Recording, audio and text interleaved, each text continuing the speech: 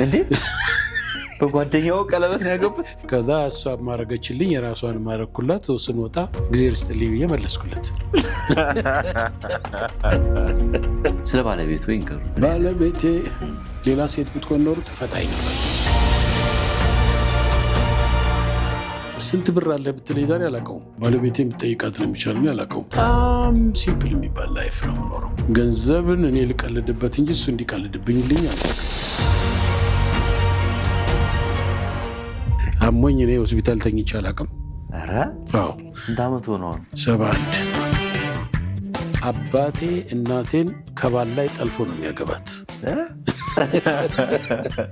ለዚህ ነው አበረ የተባልኩት። ተቆጥሮ ቢቀመጥ ጦርነት ከፈጀው የበለጠ ነው የፈጀው።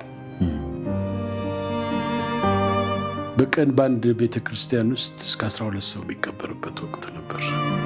ቀብር ነው ቀኑ ቀብር። ቤት ተዘግቶባቸው ሞተው የተገኙ እኮ ብዙ ናቸው። የአፈር ጋር ያለን ለምንት የሚገፋው በሱ አስከሬኑን አጣጥፎ እንትን ስብርብር አድርጎ አጥፎ አዎ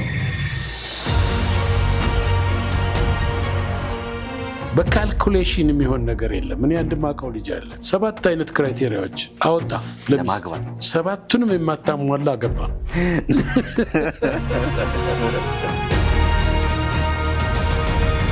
በጎጃም የመታመም የማስታመም የሞት የአሟሟት የመቅበር የመቀበር ስርዓት ፈረሰ።